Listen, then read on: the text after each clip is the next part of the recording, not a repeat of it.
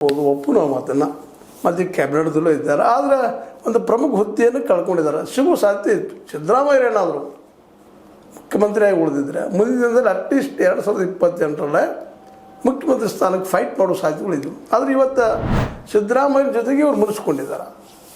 ಹೀಗಾಗಿ ಅಧ್ಯಕ್ಷಗಿರಿ ಅಂತ ಸಿಗಲಿಲ್ಲ. ಬಿ ಕೆ ಹರಿಪ್ರಸಾದ್ ಅವರು ಸಿಕ್ಕೊಂಡ್ಬಿಟ್ಟಿತ್ತು. ಬಿ ಕೆ ಹರಿಪ್ರಸಾದ ಮತ್ತು ಮೂಲತಃ ನಮ್ಮ ಡಿ ಕೆ ಶಿ ಇಬ್ಬರು ಕಾಂಗ್ರೆಸ್ಸಿಗರು. ಹೀಗಾಗಿ ಅಧ್ಯಕ್ಷ ಸ್ಥಾನ ಮುಖ್ಯಮಂತ್ರಿ ಸ್ಥಾನ ತಾತ್ಕಾಲಿಕವಾಗಿ ದೂರ ಸೇರ್ತೇನೋ ಸತೀಶ್ ಅವರಿಂದ ಅನ್ನುವಂಥ ಮಾತುಗಳು ಕೇಳಿ ಬರ್ತಾ ಇದ್ದಾವೆ. ಅಷ್ಟು ಸುಲಭದ ಕೆಲಸ ಅಲ್ಲ. ಯಾಕಂದ್ರೆ ಈಗ ಅವರೆಲ್ಲ ಕಡೆ ಪ್ರಚಾರ ಮಾಡ್ಕೊಳ್ಳಿಕ್ಕೆ ಶುರು ಮಾಡಿದ್ದಾರೆ. ತಮ್ಮ ಏರಿಯಾದಲ್ಲ, ದಕ್ಷಿಣ ಅದರಲ್ಲೂ ಮೈಸೂರು ಏರಿಯಾದಲ್ಲ, ನನ್ನನ್ನು ನೀವು 28ರಲ್ಲಿ ಮತ್ತೆ ಮುಖ್ಯಮಂತ್ರಿಯಾಗಿ ಆಯ್ಸ್ಕೊಂಬರ್ರಿ, ನಾನು ಆಗ್ತೀನಿ ಮುಂದಿನ ಅಂತ ಹೇಳ್ತಾ ಇದ್ದಾರೆ.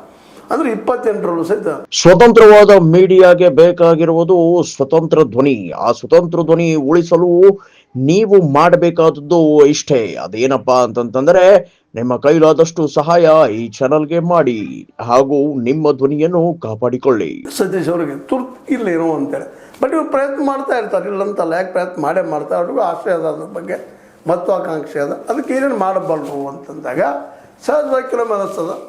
ಮೊದಲು ಬೆಳಗಾವಿ ಜಿಲ್ಲೆಯಲ್ಲಿಯೇ ಸಂಘರ್ಷಮಯವಾದಂಥವ್ರು, ಈಗ ಸೌದಿಯವ್ರ ಜೊತೆಗೆ ಕತ್ತೆಯವ್ರ ಜೊತೆಗೆ ಚಿಕ್ಕಾಟಗಳಿದ್ದಾವೆ, ಅಲ್ಲೇನು ಹೊಂದಾಣಿಕೆ ಮಾಡ್ಕೊಳ್ತಾರ ಅನ್ನೋದು ಒಂದು ಸಣ್ಣ ಪ್ರಶ್ನೆ ಸಹಿತ ಹೇಳಲಿಕ್ಕೆ ಶುರುವಾಗಿಬಿಟ್ಟಾರೆ. ಯಾಕೆಂದ್ರೆ ಅಧಿಕಾರಕ್ಕಾಗಿ ನೋಡ್ರಿ, ಇವತ್ತು ವೈರಿ ಇದ್ದಂತ ನಾಳೆ ಮಿತ್ರ ಹಾಕ್ತಾನ, ನಾಳೆ ಮಿತ್ರ ಇದ್ದು ನಾಡ್ದ ವೈರಿ ಆಗ್ತಾನೆ, ಹೇಳಲಿಕ್ಕೆ ಸಾಧ್ಯ ಇಲ್ಲ.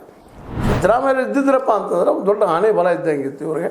ಅದು ಯಾಕೆ ಕಳ್ಕೊಂಡ್ರೂ ಗೊತ್ತಿಲ್ಲ, ಅದು ಯಾರು ಕಳಿವಂಗೆ ಮಾಡಿದ್ರು ಗೊತ್ತಿಲ್ಲ. ಇದೊಂದು ರಾಜಕೀಯ, ನಾವು ಹೇಳುವ ಷಡ್ಯಂತರು ಮತ್ತು ಅವ್ರು ಅನುಭವ. ನಾವು ರಾಜಕೀಯದಲ್ಲಿ ಎಲ್ಲ ನಡೆಯುವಂಥದ್ದು ಜನರು ಯಾವ ಷಡ್ಯಂತರು ಏನು ತಂತ್ರ ಇವತ್ತು ರಾಜಕಾರಣ ಆಗಾಗಿದೆ.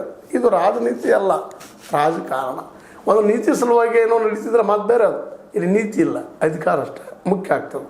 ಹೀಗಾಗಿ ಈಗ ಒಂದು ವೇಳೆ ಲಕ್ಷ್ಮಣ ಸವದಿಯವರನ್ನ ಮಿನಿಸ್ಟರ್ ಮಾಡಿದರೆ, ಅದರಲ್ಲೂ ಒಳ್ಳೆ ಪೋರ್ಟ್ಫೋಲಿಯೋ ಕೊಟ್ಟರೆ ನಿಶ್ಚಿತವಾಗಿಯೂ ಮುಂದಿನ ದಿನಗಳಲ್ಲಿ ಇನ್ನಷ್ಟು ಕಷ್ಟ ಆಗ್ತದೆ ಸತೀಶ್ ಅವ್ರಿಗೆ ಅನ್ನುವಂಥದ್ದು. ಯಾಕಂದ್ರೆ ಇಲ್ಲೂ ಈಗ ಇದು ನಿಮಗೆ ಗೊತ್ತದ, ನಮ್ಮ DCC ಬ್ಯಾಂಕ್, BDCC ಬ್ಯಾಂಕ್ ಕೈ ತಪ್ಪಿ ಹೋಗಿದ್ರಿಂದಾಗಿ ಭಾಳಷ್ಟು ಜನ ಇಲ್ಲಿಯ ಲಿಂಗಾಯತ ಏನೋ ಅನ್ರಿ ಅಥವಾ ಅಧಿಕಾರದಲ್ಲಿ ಇದ್ದವ್ರನ್ರಿ ಅವರಿಗೆಲ್ಲ ಅಸಂತೋಷ ಭಾಳ ಅದ. ಇದನ್ನು ಹೇಗಾದ್ರೂ ಮತ್ತೆ ಮರಳಿ ನಮ್ಮ ಕೈಯಲ್ಲಿ ತೊಗೊಳ್ಬೇಕು ಅನ್ನುವಂಥ ಶತಪ್ರಯತ್ನವನ್ನು ನಡೆಸಿದ್ದಾರೆ. ಹೀಗಾಗಿ ಅವರೆಲ್ಲರೂ ಇವತ್ತು ಲಕ್ಷ್ಮಣ ಸವದಿಯವರಿಗೆ ಬೆಂಬಲ ನಿಲ್ಲುವಂಥ ಎಲ್ಲ ಸಾಧ್ಯತೆಗಳಿದ್ದಾವೆ. ಇಂಥ ಪ್ರಸಂಗದಾಗ ಸತೀಶ್ ಅವರು ಯಾವ ರೀತಿಯಾಗಿ ಹೆಚ್ಚಿಡ್ಬೋದು ಮುಂದಿನ ಅಂತ. ಅವ್ರು ಇವತ್ತೇನೋ ಗೆದ್ದಿರ್ಬೋದು, DCC ಬ್ಯಾಂಕ್ ತೊಗೊಂಡಿರ್ಬೋದು.